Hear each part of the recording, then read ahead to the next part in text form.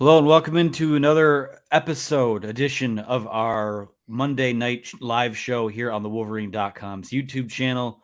Of course, Anthony Broome, along with Clayton, Sayfie, and Chris Balas, as we are every night, every night this time every week. So we are sponsored by Rogue Shop. You guys will hear our ad read for our friends over there in a little bit.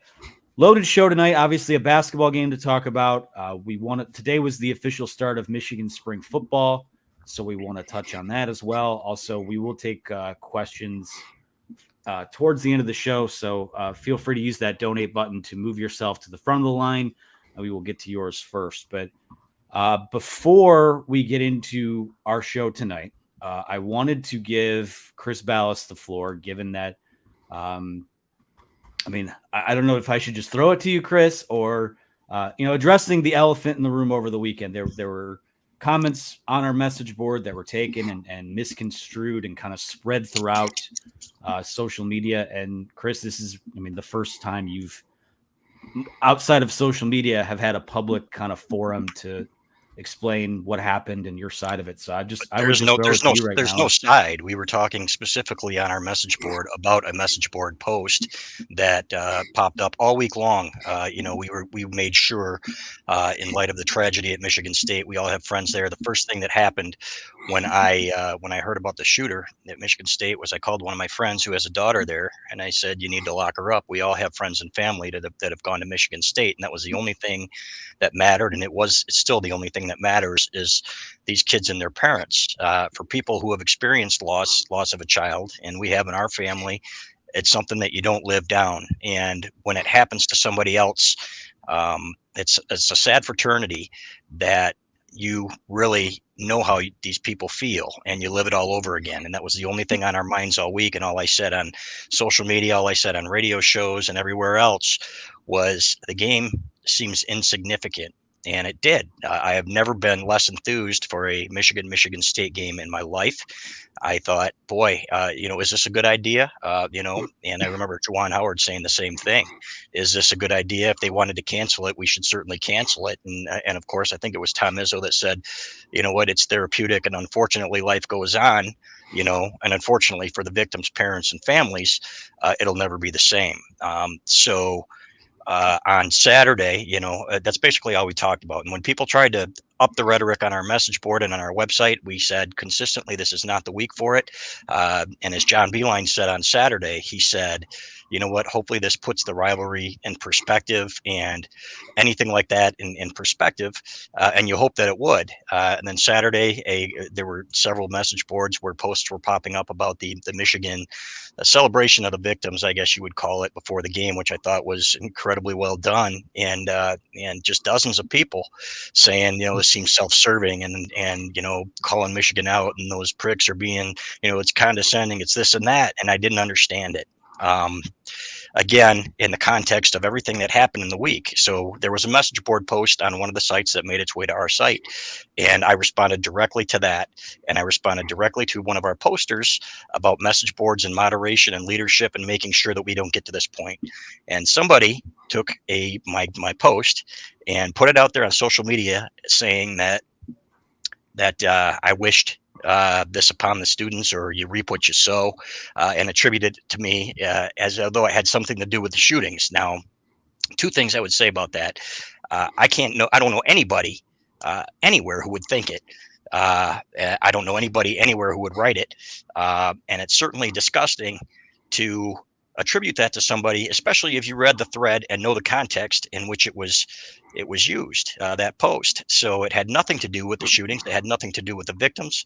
All we said all week, and all I continue to say, is that we watched Tom Izzo's speech up there. He was speaking for everybody. He was speaking for all of us and people who had family there, or friends with kids. I had MSU fan friends that helped me get through our tragedy with my family, and I love them. And I thought about their kids, and I got on the phone with them. Right, I called John Jansen. One of the victims was from Clawson, a little community where John Jansen is from. And I said, "Hey, man, is what's going on up there?" And it was awful. So I didn't think it was the time to say, "Hey, you're grandstanding. Hey, this, hey, that." I probably should have kept my mouth shut about that, but I certainly didn't imply that anything to do with Michigan State's leadership, anything to do with culture, leading to any kind of having anything to do with some nut job going off and killing children in their faces. So that's all I'll say about that, other than to extend my sympathies again to the people involved uh, for you, and we love you, and hope um, sincerely that the 5 victims still in the hospital heal up. I guess it got a long way to go, but it was a horrible week for everybody. And to try to make this part of a rivalry is despicable. In my opinion, this is humanity, and that was the exact post that I responded to on the message board. That this is about humanity. This isn't about Michigan and Michigan State hatred on the field or anything else, and that's all there is to it. So that's where we are. I will say this. I said this about Tom Izzo, and I will say it again. I thought the way he handled it and dealt with people and addressed, he is the face of that university. And in fact, the first person who called me about this social media post was a friend of mine who goes to Michigan State. He goes, what is this? He said, you wouldn't say that. And I said, no. I said, what are you talking about? I had no idea what he was talking about. He actually knew Tom Izzo and lived with him for a while at Michigan State. And he said, you're going to want to address this. But he said, Tom Izzo really is the face of that university. I thought he did an incredible job, and we all watched it when he addressed the students and the way he got his team ready and prepared to play. And we'll talk about the basketball game here in a minute. I thought was remarkable. I thought they played a great game. It took one of Michigan's best halves of the year to beat them. You know what? So I give him credit for that as well, and for trying to maintain normalcy in a situation that I know is damn near impossible to do. So credit to them. You will not hear me say a bad word about Michigan State or Tom Izzo or anybody. I will express disappointment in people who are trying to who have agendas and saying that, boy, you don't feel as bad and you're just doing this for show or anything like that. The same way that I addressed the people on my message board that said Tom Izzo is just doing this for show, which is absolutely ridiculous. And they were chastised for it, as you guys saw, for saying that, because that is absolutely ridiculous. Here's a guy that's been there for 35 or 40 years. We know how we felt when this happened, right? With our friends and family. Imagine being that enveloped in a community and this happens, and to have people say, oh, he doesn't care, or so on and so forth. That's absolutely absurd. So that's the stuff that needs to stop. I hope it will. You aren't going to see that rhetoric. Hopefully, you're always going to see it on the message boards at some points, guys, because it's the lunatic fringe of fan bases, right? And it's passionate, and people get too close to it sometimes, where the hatred gets much too. It just gets way too intense, and we've been part of it too. You get buried in it, and you write things, and you look back, and boy, I was probably a little strong. I regret that, but now, of all times, is not the time. And to suggest that anybody would write that or think that about kids who were killed is absolutely absurd. So that's what I'll say about that. And as for the basketball game, you know what? It kind of reminded me, guys. We're going to switch gears here and go right into it. It kind of reminded me, guys, of the Michigan State Mo Wagner game, when State played a great game, but Michigan just kept countering and playing extremely well down the stretch. They made free throws down the stretch. Doug McDaniel, I thought they did a great job of countering. And when Michigan finally got over the hump, to be able to close out a game finally was fantastic. When it was over, you breathe a sigh of relief that it's over, and you hope that the more we go forward, the more healing there will be. NCAA tournaments and everything else, football, basketball, whatever, is secondary to what we are experiencing right now in the state. All of us, especially our MSU brethren, and so hopefully we get some healing here, and we get back to talking about sports and try to go on with life as usual. Yeah, Clayton. I mean, we can use this as the jumping off point now, where Saturday's atmosphere. I mean, one of the more unique sporting events that I've ever covered, that I've ever been at. I mean, it is to see Chrysler Center lit up green. It's jarring, but in terms of Saturday and what the significance of that was, I thought that the tributes were heartfelt. I thought that Michigan's administration, its leadership, did a nice job in making sure, like, that was all week. I mean, we had seen Michigan kind of wrap its arms around its neighbors to the north, so to speak, and it culminated into what I thought was incredibly reverent and respectful and somber. I wrote about it Saturday. It's a sad week, but it's a celebration of life. It's a communal experience. It's and you know what? Credit to both teams too for giving us a good basketball game, a great basketball game to boot after that. So, Clayton, just your thoughts on the atmosphere and everything that went into that game on Saturday night. Yeah, I know we want to move on, but I just want to say real quick too, having known Chris extremely close over the last few years and, working closely together, I don't even need to say that he would never do that because I know he wouldn't. But all I need to say is that he didn't do what was being propagated out there. And it's even more disgusting that there are actually people out there that are hoping this was the context, or they're trying to make it look like this was the context, even though they have evidence to the contrary. So to me, we talked all week last week about rivalry being on the back burner, but it seems like some people out there still can't do that. So I just wanted to say that. And obviously, Chris, it's been tough for him to, go through this, even though he didn't do anything, that is being accused out there. So, and that tells you everything you need to know about the man. So I just wanted to put that out there to start. I appreciate that. And I do want to say this is not indicative of an entire fan base or a group of people. It's always small subsets, right? And, it looks bad on social media when you've got hundreds of people or a couple thousand, but there are hundreds of thousands of Michigan State alums, and the way that they handled it was certainly a lot different than, there are always going to be people in every fan base. We see them on our site. And again, the message boards and social media is the worst, but I appreciate you saying that. And it should really go without saying. And I think to anybody, not just me, but to anybody, because nobody with a heart is going to suggest that or think that. And certainly nobody in this business, I didn't think there would be anybody, and I don't know who the guy is that even did it, frankly. I have no idea of his background, but I did respond. And normally we don't respond to that stuff on social media. But when that comes up, something like that, then you have to respond, and I did, and that's all I've got to say about it. So, but I appreciate it, and hopefully we can move on here, and hopefully this rivalry gets a little nicer. I remember Bobby Williams telling me in 2001 at Football Media Day, it's a bad rivalry. Well, it doesn't have to be this bad, and hopefully it won't be, and hopefully. Touchman, one of our subscribers, went to the game with his brother. He wore the Michigan State hat while his brother wore the Michigan hat. I talked to them before the game. I was going to meet them for dinner.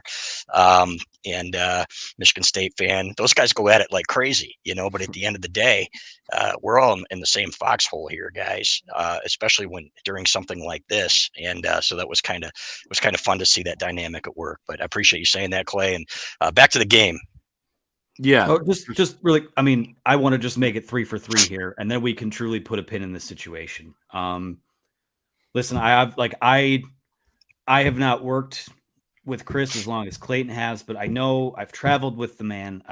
Obviously we're in the foxhole together every single day.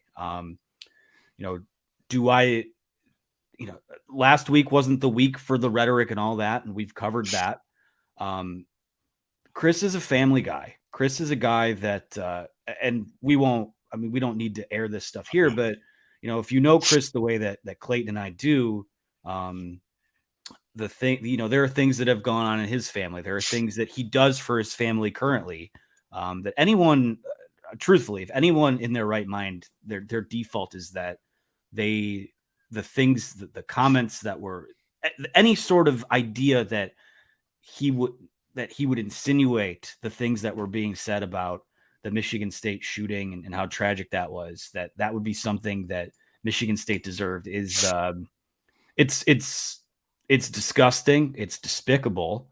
I think it's fair to, I'm all for holding people accountable. I'm all for seeking clarification on comments, but we live in this social media society of dunking first and getting clarification later.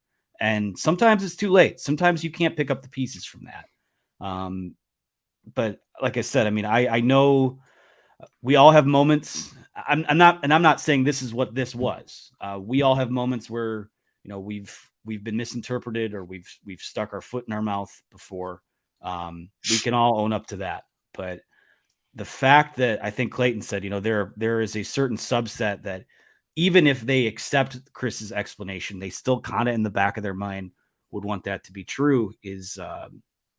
That's disheartening. And like I said before, I mean, I wrote about this on Saturday, but we're not, and maybe we do play a role in turning the heat down with some of the rivalry stuff and the rivalry rhetoric.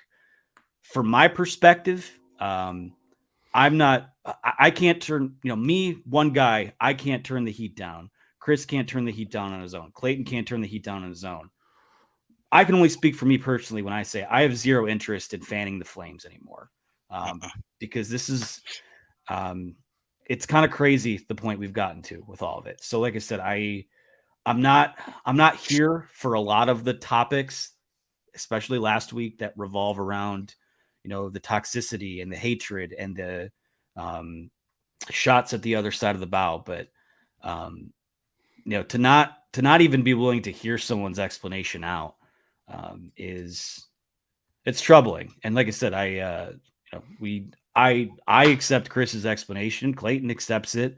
Well, I didn't need an explanation. All I needed to do was actually read the context. Exactly. Right? That's the problem. We don't need to. It doesn't need to. I'm right. I just want to do a podcast where we're talking exactly. About right. I don't want to spend 15 minutes talking about nope, it. and we're not going to anymore. But the one last thing I would like to say is thank you to those people who took it down when they did get to understand the context and actually read the stuff for doing the right thing. And I appreciate that. So let's move on, guys, and let's talk sports. Let's lighten it up here. I got to watch this scintillating Michigan or Minnesota Illinois game tonight. What time's that start? 9:00. Oh well, forget it then. I'll be sleeping. So, but there you go. How about this? How about Doug McDaniel scoring?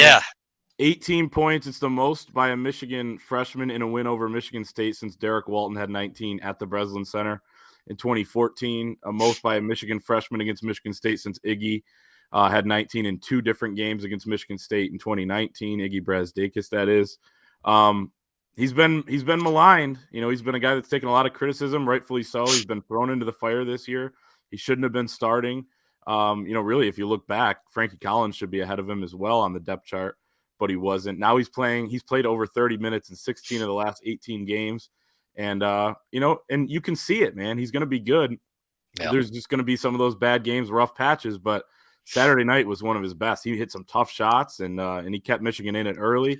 And then, as Chris, you mentioned earlier, the free throws late, but just some of the big plays. I was rewatching the second half just a little bit ago, and just the way he controlled the offense, I thought was about his best that he's done all year too. So that was an impressive performance. Yeah, I went back and watched the game too afterwards. The first time is kind of like a dream. It's like you can't really fathom what's going on out there. So you go back and you look for the nuances. That mid-range jumper, that mid-range game, right, that everybody says, that's not part of the game anymore. That's exactly who he is. And he's going to get better getting to the rim. But Juwan Howard said probably 2 or 3 weeks ago, he said, this kid's got another gear. And I challenged him, right, to get up into people's faces and to be better defensively, getting over screens. You know what? He's not the biggest guy, but he's strong. Was a wide receiver in high school. So he's got another gear to give. And he is he played like it. You could sense it right away, right? Who was it? AJ Hoggard that he stripped and went in for the layup, I think. Got 7. So, yeah. Yeah. So, but he was in his grill, and I'm like, that's what we expected from him, right? The Xavier Simpson type guard that's going to harass you, and he might not be the biggest guy, and he's still got to put some pounds on, but who's going to be that guy that it's like a gnat, the smaller guy that you can't stand guarding you. And I thought he did a great job of that. So, I was happy for him because, again, going back to social media, all the crap that he got, Anthony, after losses. Remember when he tweeted after the Maryland game on the road, he said, man, you used to love me and now you hate me. 2 things, Doug, I would encourage you to stay off social media because, as Dave Chappelle said, Twitter ain't a real place anyway. And number 2, this kid is a freshman. He wasn't even supposed to be playing yet, right? And for him to do what he did in a rivalry game like that, boy, that really bodes well. When you can do it on that stage against your vicious rival, is pretty impressive. Yeah, for me, this is what I keep going back to when there's been criticism of his plays, that it was never in the cards for him to play as much as he has this season. And at a certain point, I mean, I get it. It's almost March. That's not a valid excuse, when you have the playing experience, but he is just a true freshman. And He's a little bit undersized, and the speed of the game at times catches him off guard. But Saturday night was I described it as a coming of age performance for guys like him, guys like Terrace Reed, to a certain extent. Even though he's been on this upward trend, a guy like Kobe Buffkin hits the biggest shot maybe anyone's hit this season on this team. Hunter Dickinson follows him right after that. Will Cheddar Clayton and I were talking about it, put through the meat grinder in the first half and comes back, and I thought played pretty darn well in the second half, especially when everyone has to rally with Jet Howard injuring his ankle again. So, listen, I know this year has been frustrating, and they have 3 of the last 4 on the road. It's probably, again, I'm not being Mr. Rain on everyone's parade, but it will probably continue to be frustrating at times because that's how this year has gone. But I can deal with those growing pains when you start to see like Saturday was a milestone moment for a lot of those young guys. And when you start to build equity and stack those good days, all of a sudden, we talk about why has Michigan been in the situation it has the last 2 years. There's been an absence of those 3 and 4 year players who have, sort of drank from the fire hose early on in their careers and come out on the other side. This is the start of that process for a lot of those guys. So, again, for one night, given the emotions on both sides, given the emotions coming off the loss they had at Wisconsin, you'll take the win. You'll take the rivalry win every single time, 10 out of 10 times. And like I said, the fact that, you see, I know at times it looks clunky. It looks like no one on this team has ever played a game of basketball in their life. The coaches haven't looked like they've ever put a game plan together in their life. It's actually been the opposite. They've been way too close for comfort and needed a few more wins in those tight spots. But, Saturday to me is why I am still intrigued to watch how this team does down the stretch. Yeah, I agree 100%. And I think I'll say 2 things. I think they play Thursday against Rutgers, and I think they got a shot, guys. I think the desperation here. This is, you need that win. Let's be frank here. They flat out blew the Indiana game, right? They flat out blew the Iowa game. You win those games, and you're doing fine. Now you're in desperation mode. You were in desperation mode before. Now you're in desperation mode, and I think you're going to see a good game. Rutgers is banged up, right? And I think this is an opportunity. And as you get closer to that bubble, with Illinois and Indiana road games coming up in Wisconsin, I think they're going to handle Wisconsin at home. I think they owe them one. And I think you're going to see them play like it. That's the last home game. I believe it's Saturday, Clay, if I'm not mistaken. Sunday afternoon. Sunday afternoon. Okay. Then I think you're going to see that you're going to see a team that, they got a little bit more bounce in their step. But I agree completely with Anthony that just because they scored 51 points in the second half against Michigan State doesn't mean they've arrived. And you're still going to see the warts on this team. Now, the elephant in the room here is how much better the offense looked at times and how much better that team played down the stretch when Jet Howard was on the bench. And I'm not saying Michigan is better without Jet Howard, but there's 2 games now for about 10-minute stretches where this team has really gelled. I think Northwestern being the other one where Jet Howard got benched early and they went on a nice run where they played really well together. So we'll see. It'd be interesting to see if Juwan is more willing to not rely as heavily on Jet in some situations. I do love me some Terrace Reed, though, guys. I love his energy. I love the way he played. Let's talk about these 2 freshmen here. And everybody talks about, Juwan Howard can't develop and this and that. Well, guess what?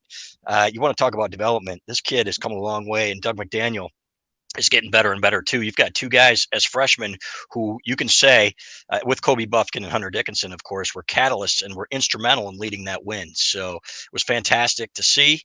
And I love Terrace's game. I don't generally like the too big thing, to be honest with you, but I do like it with Terrace because he can guard some of those smaller guys, fellas. He's not getting abused. It's like Tom Izzo said, we should have done more offensively, when they had their 2 big lineup out there. But he erased a couple shots at the rim. Joey Hauser, who played a great game, got off to a great start. I thought, oh my God, if he gets going, there's no way they're going to win this game. But to their credit, they kept grinding and grinding and grinding. But I like that 2 big lineup, guys. And I like the potential going forward. Will Cheddar had a tough 20-something minutes and then responded down the stretch. They're playing again without one of their starters in Terrence Williams. So give him credit, man. Now let's see him keep it up and keep it going here. Yeah, I'm interested to see what they do lineup wise, especially if Terrence Williams is still out on Thursday against Rutgers. He has the knee contusion. And then even Jet Howard, I mean, it's a small sample size without Jet Howard in those two stretches. They've also struggled when he's been out of the game most of the season when he has to, come out and rest in the first half. Some of those lineups get clunky a little bit. But I did like what they did out there without him. We'll see what, it looked like just kind of stepped on Hauser's foot and looked like a decently bad ankle sprain. But you would think maybe he'd be able to come back Thursday. But I think the biggest thing with Jet Howard is, Michigan needs him out there, but they can't let the ball stick so much when he's out there when it gets to him. He always seems to want to try a move or whatever, and he's got great moves. But right now, I think he's just got to move the ball a little bit more, work on those moves, move that basketball, because right now you're seeing some good ball movement. Hunter Dickinson at high-low to Terrace Reed I thought was fantastic. I'm not a huge fan of it either, but Terrace has been able to make his free throws lately, and he's been able to stay on the floor, and good for him. I was talking to Doug McDaniel after the game, and I said, what does it actually look like with, we hear that Terrace is working so hard on the free throws, but take me inside that a little bit. And he said that, he has improved so much so that now they do like 35 free throws in a row. And the other day he hit 28 out of 35. He said there was another circuit where he hit like 43 or 44 out of 50. So that's impressive. And maybe when the popcorn's popping a little bit, he doesn't do as well and he has to bank one in or whatever. But hey, he gets the job done. I think that's 11 or 12 out of his last 15 or 16, something like that. So really good stuff. I'll be interested to see if they go with that lineup, even maybe to start against Rutgers. I would say probably not, just because you might want to stagger the bigs a little bit and how you're going to sub. But that'll be something to watch. And then to me, the Jet Howard question is, Michigan had to play without him for an entire game against Purdue, and they fared pretty well when it was Joey Baker in there replacing him. But it was the minutes where Joey Baker was out. It was the Joey Baker minutes, the normal, Joey Baker minutes, where you had, instead of him, Isaiah Barnes, Jace Howard, guys like that had to come in, and Michigan really struggled. Chris, we were just discussing this on the message board, how tough it was, to put it mildly a little bit, on Isaiah Barnes in that first half against Purdue. And, it was a rough stretch that cost Michigan, a little bit and got them behind. So, for me, that's something to watch with Jet being potentially out, is it's those other minutes. I think they can hold serve a little bit when it's Joey Baker and kind of the guys that are normally in the rotation in there. But I like that. And then you mentioned Rutgers, Caleb McConnell. It looks like he's unlikely to play on Thursday, one of the best defensive players in the Big Ten. And then Mawat Mag, their starting 4, is out for the season. He tore his ACL a couple weeks ago at Madison Square Garden against Michigan State. And ever since he's gone out of the lineup, their defense has completely plummeted. And that led to their losses against Indiana, Illinois, and Nebraska. They gave up over 1 point per possession in each of those games. They had only done that 5 other times throughout the entire season. So, now with McConnell out, their actual best defensive player, maybe other than Amori, I think Michigan's got an opportunity. They're ripe. They're as ripe as they've been all season long. And Nebraska just went in there and won by 10. So you say Michigan's got a chance. I think they got a good chance. I don't know if I'm going to pick them in this game. And we'll talk about it more on Thursday leading in. But I do think that if you looked at this a week or two ago and you looked at those final 4 games, they look a lot more, at least this one looks a lot better than it did back then because of Rutgers' situation and the fact that they've fallen off a little bit. Hey, Nebraska's beating everybody, Anthony. So, Nebraska's good now. They're better. Not bad.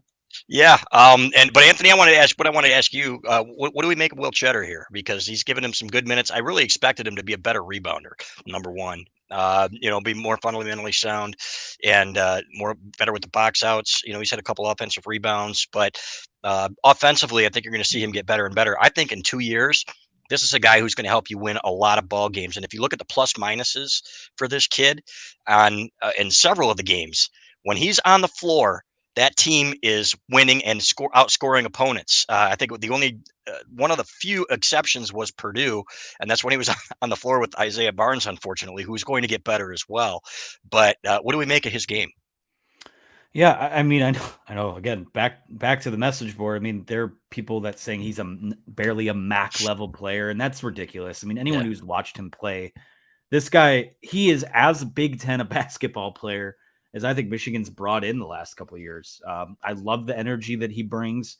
Again, I think what we've seen with him in these 2 starts is that it's a different beast when you start a game because the adrenaline's, you got the crowds jumping around, everyone stands across from each other during the tip off. It's just, there's just a different gear to being a starter in this league. And when he's coming in spurts off the bench, I think he's been, if nothing else, just a constant in terms of energy, in terms of defensive aptitude, in terms of rebounding. It's just, again, we use the term drink out of the fire hose. I think that Wisconsin game and early on in that Michigan State game was a bit much, but like I said, you saw him come back out in the second half, and I know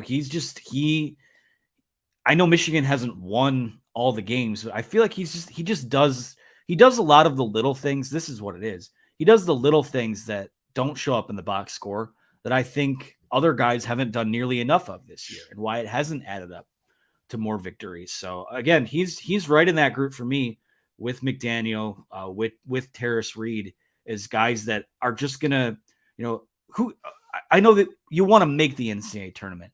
But let's just say they make the NIT. I'm going to be locked into that because the more that those guys play basketball, I think the better it is for their futures as individuals, and the better it is for Michigan as a program, watching those guys come into their own. So Cheddar is certainly in the mix of being, he's in that nucleus of guys that are the building blocks moving forward. And he can shoot it, Clay. I mean, he can shoot it better than he's shown too. Yeah, he can. And Chris, you said think of Will Cheddar in 2 years. Think of Will Cheddar in 3 years when he's a fifth-year senior because he redshirted last year. That's right. I think he's going to be good. He did let Joey Hauser around him a few times. He did have a couple defensive breakdowns in that first half. It was tough. I think I wrote in our game thread, I was like, you have to get him out immediately at one point. But then he made some big plays. That baseline drive he had and nifty finish, I thought that was nice. So he's showing flashes like everybody else. And Anthony, you used the term drink from the fire hose. There are a lot of guys doing that right now, Cheddar included. Even 2 weeks ago, he didn't know he was going to be starting back-to-back games, including, really two of the biggest games of the season. He's learning on the fly. So somebody in the comments says Cheddar's defense is just awful. I'd say his help defense is much better than his on-ball defense right now. Same goes for Joey Baker, who's also playing with a bum ankle. His first year, fellas. Stu Douglas wasn't a good defender when he started out, and guess what? He became a great defender by his last year, and there are things that you can learn. Angles. There he is, Odawa Traveler. Yeah, you're absolutely right. It'll get better, and we hope. So that's the hope anyway. I mean, he's going to be limited, right? I mean, he's okay athletically, but there are guys who were great defenders that weren't great athletes that became great defenders. Stu Douglas was a better athlete than given credit for. I just did his podcast, so I don't want him yelling at me saying he's not a good athlete, especially when he dunked in that Tennessee game and some of the things that we saw from him. But he's going to continue to get better. And this is his 12th game or something, or 15th game where he's played a lot, whatever it is. And so let's give these guys some time. So how many guys have we said this guy can't play at this level? Xavier Simpson was a guy that they were trying to recruit over after his first year at Michigan. They're like, boy, is this kid ever going to be our point guard? And he ended up being the winningest point guard, the winningest player in Michigan history. And he had a great second year. So let's put to bed all the talk about Juwan Howard can't develop players, number one. We look at Franz Wagner in his second year. Look at all these other guys, right? Is this his best coaching job this year? Probably not. At the same time, look at the hand that he's been dealt with injuries and guys leaving early. You know what? Hopefully this is an outlier, and hopefully they finish strong, guys. The year's not over yet. And look how much better Kobe Buffkin's gotten too. 100%. This kid's young. Isn't he the youngest kid on the team? He's the youngest scholarship player on the team, and he was unplayable last year. I mean, I know he hit the big shot at Ohio State and had a couple moments, but he was basically unplayable because of his defense. Now he's their best defender, trying to cover up for other guys that don't play very good defense. And he's hitting big shots like he did on Saturday. His shot's coming around now. And he can get to the rim better than anyone on this team, and he's probably their second best player. I'd say not probably, definitely their second best player after Hunter Dickinson. And there you go. I mean, so there's another example of development. If he sticks around, which you would hope he would, given the fact that, man, he wasn't on the NBA radar a month ago, but now he's starting to rise up some of these mock drafts. But if he sticks around, he's going to be one of those projects that, and he was a McDonald's All-American, so not projects, but one of those testaments to, hey, this guy can develop. And we've seen it multiple guys, as you said. So I don't like that narrative either. No. All right. What's the Anthony? Tom Izzo said 1 in 100 on the Buffkin shot. That made it 75-72. What do you think? 20 out of 100? Gosh, what's he? I don't even know what he's shooting from three. What, maybe 34? 34. I'll just go with the shooting percent. I'll say this: incredibly tough hoist from him. Yeah, I mean, he's bobbling it, but you know what? Sometimes those go in, and you need some of those. So what a shot, though! How clutch! And if you'd have told me last year that this kid would be capable of making that shot in that situation, I would have said you were nuts. But there it was, man, and give him credit. So and then Hunter Dickinson adding to the second one to it. Really, what a way to finish, and what a way to prove that you can finally finish a game by going on a 12-0 run against your rival in the last 2 minutes to win that ball game, and Doug McDaniel making free throws. Really a lot of fun. Yeah. Any other final thoughts on basketball, fellas? I just want to go to the tournament, man. I just want to cover an NCAA tournament. You know what? And I don't want to go to Chicago on Wednesday. So as Anthony told me today, all of these scenarios are still in play. They could still play on Wednesday. They could get a double bye, and they could play on Friday. So you put up a tournament bracket today, who would play who? And I thought, boy, that'd be a great draw. And then I remembered, well, there's still 4 games left or whatever. Yeah, that will date itself before it will. Before midnight tomorrow. So yeah, a lot of fluidity. Yeah, just a quick update on that. I mean, there are, I believe, 6 teams within a half game of one of those top 4 spots, which would be the double bye. And I think there are 8 or 9 teams that are within a game and a half. That I know we're running out of games here. There's only 4 games left in Big Ten play for a lot of these teams, but I know it's been Purdue, but 2 through like 11 has just been so volatile in this league this year. And usually that's entertaining, but a lot of it's been kind of clunky basketball. One of the down years for the conference, but yeah, we'll see what happens from there. Last 4 for Michigan at Rutgers, home Sunday against Wisconsin. That'll be the home finale next week. At Illinois on Thursday night, and then March 5th at Indiana. Listen, it's game by game. I know it's a cliche, one game at a time. Again, we're probably looking at Michigan needing to have a clean week to really be in that conversation. And whatever you don't, we've said they're sitting at 15-12. You probably need 4 wins to put yourself in the conversation. Anything they don't get by the end of the regular season is what they'll have to tack on in Chicago. So if that's what it comes down to, then we will be seeing tournament caliber basketball, fighting for your life, or this game could be your last. So we'll see what happens there. So real quick before we talk about our friends at Rogue Shop, we did get a $9.99 super chat from our friend Shane Johnson, who says, CB confirms GOAT status with his soft side. Biggest spring intrigue from each of you. Surprised with 3 offensive line pickups with all depth and guys that will have waited their time. Can only assume that they hit the portal come May. Shane, we appreciate the super chat. We're actually about to get into spring football superlatives, where we will address some of these things, including the biggest intrigue. But in terms of his other comments, where do you guys stand on the rest of what he has to say? I'm soft. I'm human, Shane. That's all there is to it. But are we going to talk about this now, or are we going to do Rogue Shop? Because I'd love to answer his questions now, because I just wrote a column on this at 321. Let's do a Rogue Shop, and then we'll good. we'll do the whole thing. We'll put the whole thing in the oven. So all right. Of course, Monday night shows are always sponsored by our friends over at the Rogue Shop. We've been talking about them for months, dating back to football season. If you have issues sleeping, chronic pain, anxiety, stress, cannot emphasize enough, Rogue Shop has products for you that will help with that at rogueshop.com. That's ROGUESHOP.com. Promo code The Wolverine will get you 10% off of your order there. Again, they've got CBD, THC, edibles, tinctures, smokables, bath salts, pain creams, topicals, vapes, candles, soaps. They handcraft all of their stuff. They grow their own cannabis in their own manufacturing facility. It's all done with their own 2 hands. They have a 24/7 chat function on their site where customers can ask them questions. Richard and Charmaine are huge into the education around plant medicine, so they will answer any questions that you have. All of their packages come with handwritten custom notes to you They will fill all of the needs that you have. They're America's #1 online dispensary and health and wellness shop.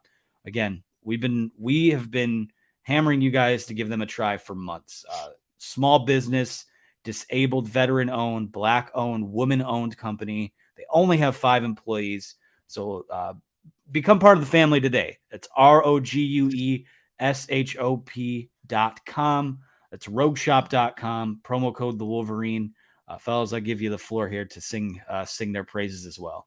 Yeah, I just got the pet stuff for my dog, and she's getting a little older, fellas, and moving around a little better. And I hope that's the reason why.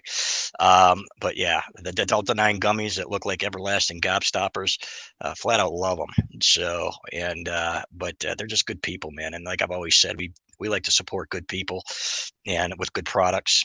The balm for aches and pains when I do go to the gym has been fantastic. So gonna try the lollipops next, man. So, but just again, I can't stress enough, that just what good people they are and how good the product is. And if they weren't, I can promise you I wouldn't be supporting them. I'm not just going to support something because somebody tells me to. Yeah, I can't stress it enough either. Actually, I can't stress anymore. I don't have any stress anymore because of Rogue Shop. So thank you to Rogue Shop. They're fantastic. All right. Again, that's promo code The Wolverine for 10% off over with our friends at rogueshop.com. That's ROGUESHOP.com. All right. Well, Shane Johnson, Mr. Man himself, is sending us right into spring football superlatives here, getting their head start on it. On the rest of the country, you see some of our other colleagues on the other sites on 3. They're talking about, just a couple more weeks to spring football. Let's get signed up, and you should still sign up for us, by the way. Michigan starts today. February 20th is the start date. They will play their spring game on April 1st and kind of get it in and out a little faster than a lot of their peers. So what we're going to do tonight, and we'll see what time permits for Q&A wise. I do definitely want to take a couple at the end of the show, but we're just going to kind of burn through these really quick here. So I'll start with, I will introduce the category. We'll just go Clayton, Chris. Are we drafting? Is this a draft? Is this a draft? It's not a draft. No. Anyone you can repeat. We'll revisit the draft later on. Hopefully I do better in that than I did last year. That was embarrassing, Anthony. Of the eyes of the public, but yeah. So Clayton, since you were Mr. Popular because of the spring game draft last year, I'll start with you. The player with the most to gain in spring football over the next 6 weeks. I want to make it. I wasn't trying to refer back to that. I was just wondering if we could overlap or whatever. But thanks for reminding the people that I did dominate that spring game draft. I can't wait for the next one. You did. Anyway, you did well. Thank you. Player with the most to gain. I guess if we can do overlap, I want to just say 2. One is Kenneth Grant. I think he can really solidify himself as a monster on the middle of the defensive line. And then I'll say on the offensive side, Darius Clemens with some outside receiver snaps up for grabs. I think he's got a lot to gain. He could be a starter by the time, fall camp comes around, or somebody else could. So, he's got that opportunity. And I think he has the skill set. Both those guys, most importantly, has the skill set to seize one of those opportunities, which is obviously that is a huge factor there. Yeah, I think Amorian Walker at corner, since he's starting out there, and Ronnie Bell called him an alien, and he said he's the guy that I want to see at receiver. Well, maybe we'll see him play a little bit both ways, but I think Steve Klingscale, in talking to people, thinks that he can be a really good cornerback. And if you can have a guy over there on that side with that athleticism, on the other side of Will Johnson, man, you're going to be shutting down a lot of passing games, especially with the safeties that you have coming back. So love Rod Moore back there. I've said it many times. That kid is fantastic. So yeah, to me, that's the guy I think really has the most to gain. I've heard good things about Miles Pollard too. Behind him, I think they feel more comfortable than the fans do with what they have at that position. So that's the one that we're going to keep our eyes on, and I'll also be watching to see how the tight ends shake out behind Colston Loveland. Remember how that used to be, that position group seemed like it was crowded. Well, now it's okay. Who's that second guy? Is it going to be Max Bredesen? Who's it going to be in there? Who am I missing, guys? Colston Loveland. AJ Barner. Yep. Oh yeah, of course. Yeah, of course. So, but yeah, they needed depth there and they got it. So, very excited to see that.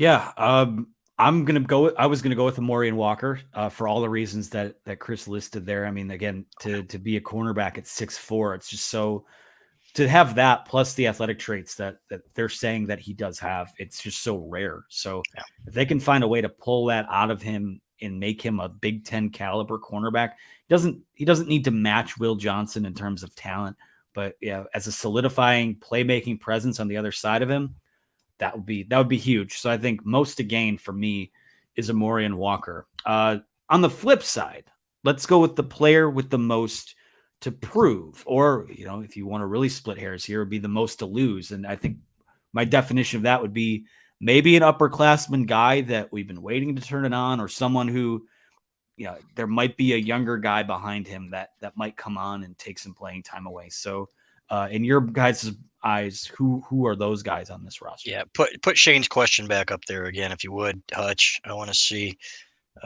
exactly what he said. Because I want to answer the rest of his questions too, since he paid his $9.99. But you know what? I think it's Carson Barnhart, right, and Trante Jones with the guys that they brought in, and it's like these guys have been waiting their turn, and they played a lot of football here, and played some good football here, and now you've got these other guys, Ladarius Henderson and Miles Hinton, and you're thinking it's kind of crowded, right? You didn't expect them to bring all these guys in, so. To me, I wouldn't say the most to lose, but these are the guys that are really going to have to step up and to solidify their playing time. And then what happens with Gio El Hadi, right? Giovanni El Hadi, who played incredible football at times last year. You know what? It's going to be fascinating to see how that plays out. And that was something else that I wrote about in the 3-2-1 column today. Was okay.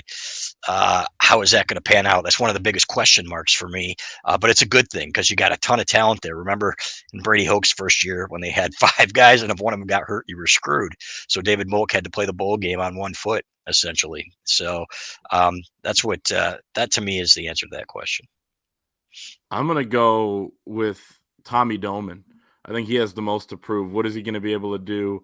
Is he going to be able to handle kickoffs, place kicking, and punting? He'd be the first guy for Michigan to do that since Kenny Allen in 2016. And we're not going to know about Adam Samaha until he comes in the summer and has fall camp. So this is a big opportunity for Tommy Doman. And then I'd go Braden McGregor as well. I think, he's a guy that it's not now or never. He's showed some flashes, but man, there's some talent there as well. And it's not going to be easy for him to grab a starting job or a big time role. So, this is a big opportunity for him as well. Yeah.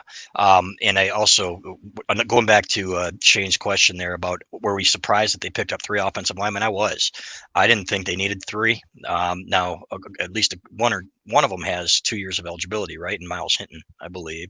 So, yeah, I think Nugent might have a couple too. Yeah, which is great. So Drake Nugent being the 7th. So, but that was a little bit surprising because when we were talking about transfers in, we were all thinking about different positions and not, we thought maybe 1 offensive lineman, all of a sudden you got 3. So, so let the cream rise there, Shane, is how I view it. And you know what, to borrow from Juwan Howard, for competitors only, right? And you can't be scared about bringing in more talent that you're going to be driving people away. You've got to do what's best for your basketball team. I laugh when people say, well, why would they bring in Jalen Llewellyn, knowing it might drive Frankie Collins out? Well, Frankie could have been here and been the starting point guard, right? If he wanted to be. Jalen Llewellyn, stay and compete, man up and compete. Jalen Llewellyn, you've seen him. Don't you think you're better than Jalen Llewellyn? And needed guard depth. So you go out and you get your guard depth. And if it causes somebody else to leave, then you make do with what you've got. Which is exactly what Juwan Howard has done. These guys, Michigan in the transfer portal on football, I think you're going to see that more and more with this NIL stuff until they get that figured out. Taking some guys, they're not going to be revamping the roster, but they're going to be getting guys like the Barnhart, like Ladarius, and everybody else to fill those needs and to make everybody else better to compete. Yeah, for me, talking about competing and old guys, that's rude. Older players, experienced players that we're looking at as maybe you have to look over your shoulder a little bit. To me, it's I'm going to lump 2 guys in here. It's Roman Wilson and Cornelius Johnson. Now, I think that Cornelius Johnson, I want to be clear, I think him coming back kind of stabilizes that group. I think that he can be a more consistent player for them. But we know that And you can throw in Maureen Walker in this group as well at wide receiver. Those sophomores are coming on, and those guys, for different reasons, Darius Clemens, Tyler Morris, potentially a Maureen Walker, those guys all have traits that the staff is excited about. And with a full off season, you've been in the program for a year, full strength conditioning. The quarterback is going to be that, assuming there's no injury, it's going to be a stable situation throughout the spring, throughout fall camp. So we'll see who emerges. I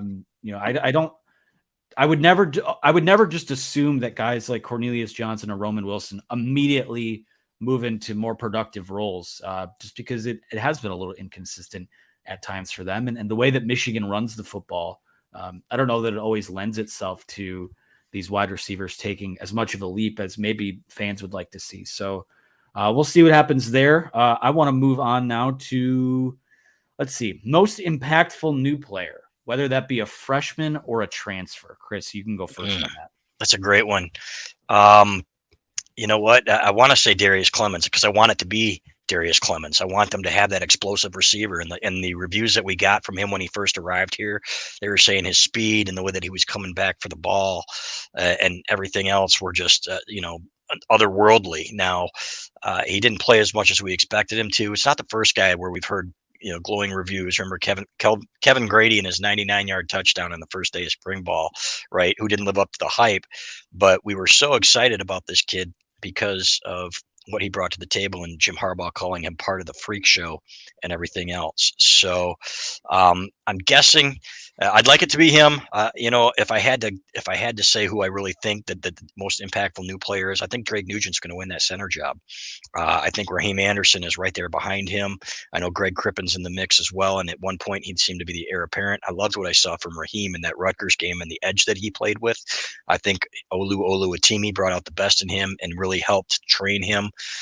So I think he will give him a battle, but I think Nugent at that spot with that veteran leadership and the fact that he's been in so many games, him and those two guards next to him have the potential to be one of the best interior lines in the country if Nugent is as good as we think he is. So that's who I'm going with.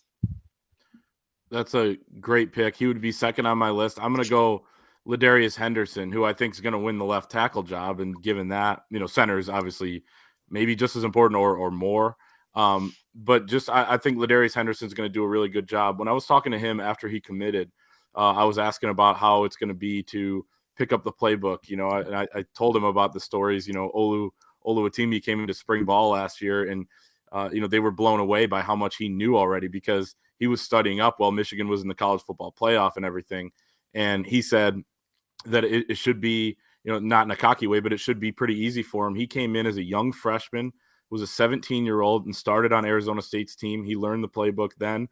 He had 3 or 4 different offensive coordinators throughout his time there. So he had to learn different offenses, and he lived with quarterbacks every year he was there, he said.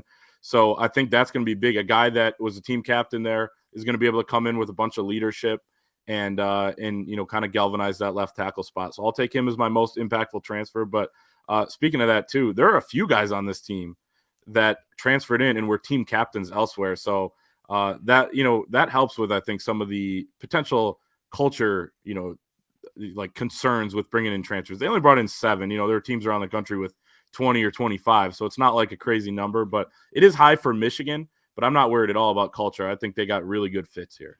Yeah, you're not plugging in with other people's crap, not calling other players crap. I'm just saying, they're cast-offs, You're plugging in with guys that fit your culture, that you've recruited, that Juwan Howard when he went and got Mike Smith, and guys like that. Sean D. Brown, he said, first and foremost, we know they fit our culture and what we want to do here. Jalen Llewellyn was the same thing. The first time we interviewed that kid, we knew this kid is Michigan material in terms of his personality. So that's huge to me.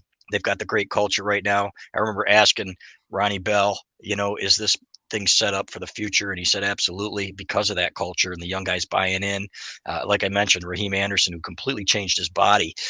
These guys are now, you're back to how it used to be in the 90s and the early 2000s, where you don't want to let down the guys that you played behind and who took you under their wing and taught you how to play. You want to win for them as well. So it's not guys flocking to the pros. It's not guys looking to get out of here as soon as they can. You've got a culture now and you're recruiting guys, whether it's freshman or in the transfer portal, Anthony, to fit it?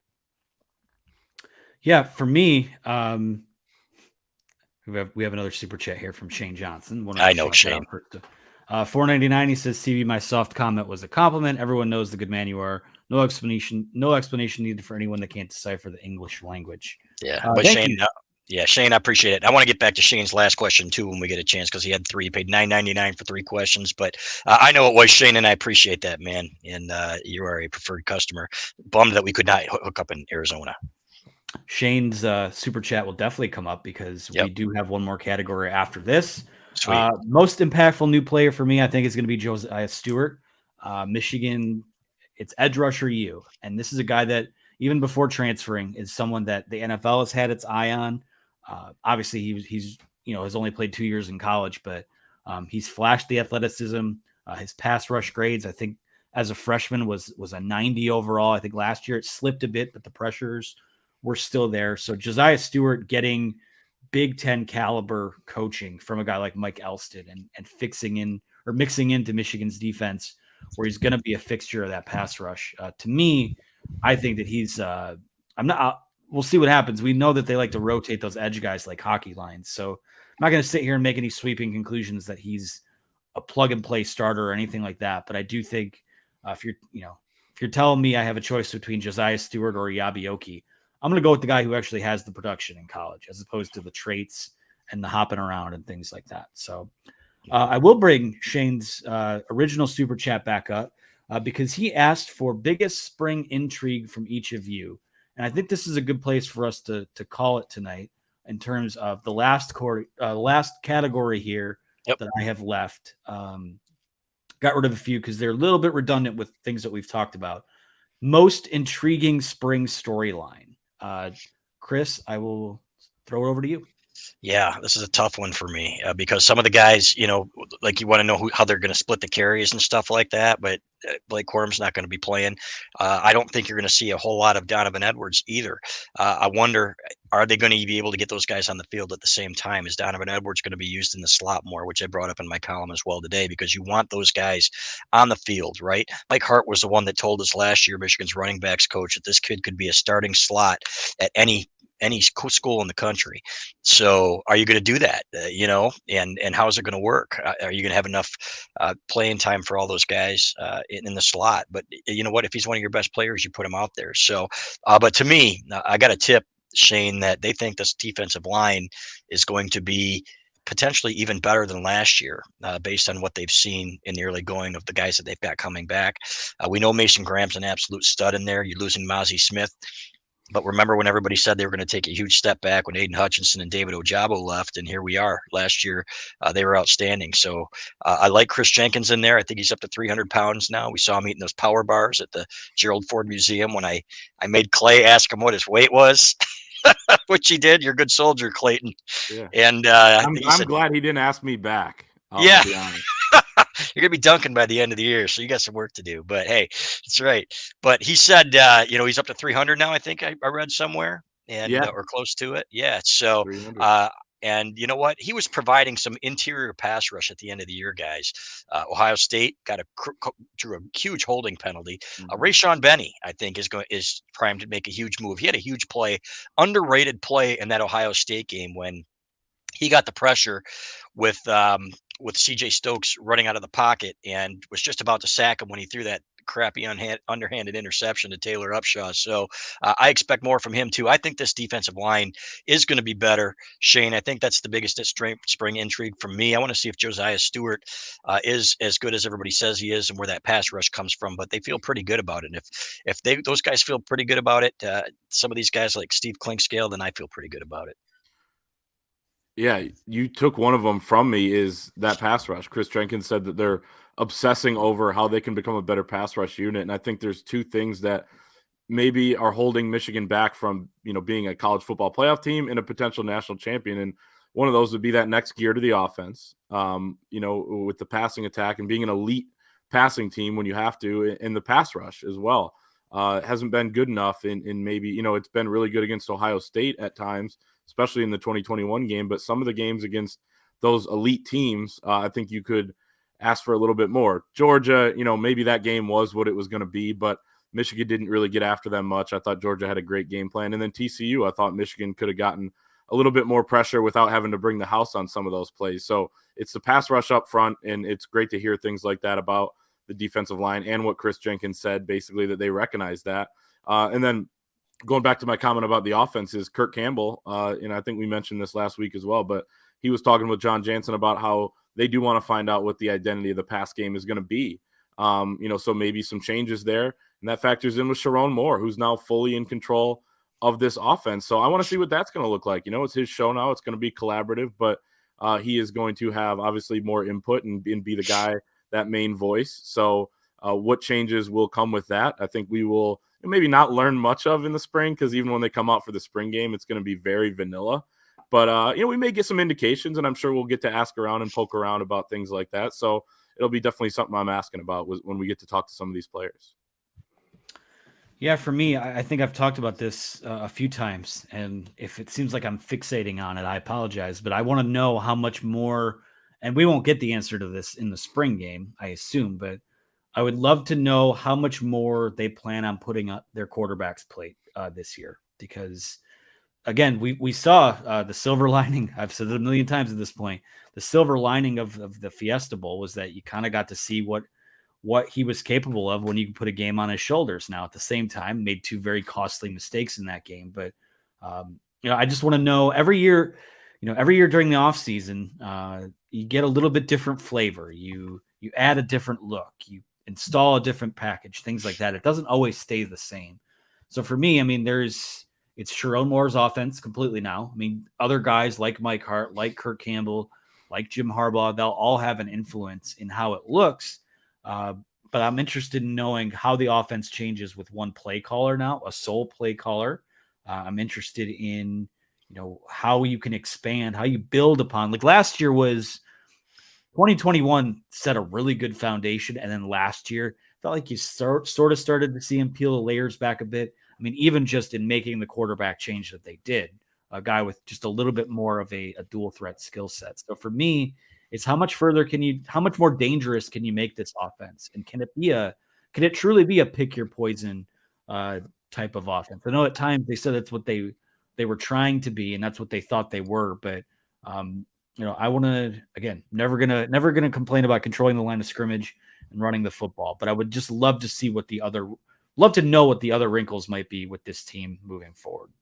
Yep, couldn't agree more. And I actually wrote about that again today too. We were always on the same page, and just want to say I love and appreciate you guys. And before I go, I just want to say there's one guy who reached out, a Michigan State reporter. I think he lost subscribers because of it.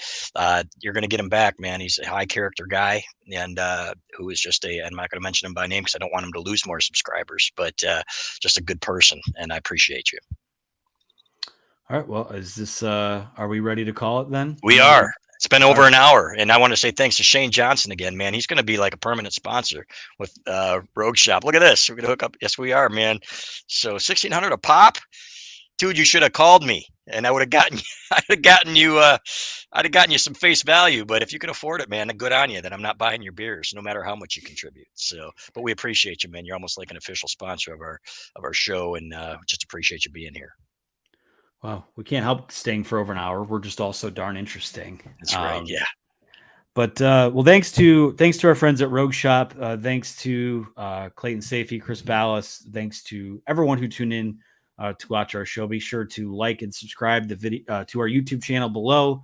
For those of you who would like to either listen again or know where you can get the audio version in the future, we are on all podcast platforms. If there's one we're not on, let us know. We'll see what we can do to maybe get on there for you guys. So for the Wolverine, for producer Hutch behind the scenes, thank you everyone for your time tonight. The three of us will be back Thursday. Big basketball game to talk about, and wherever this week takes us, we do things one day at a time around here. But thank you so much for your support. We'll talk to you again soon.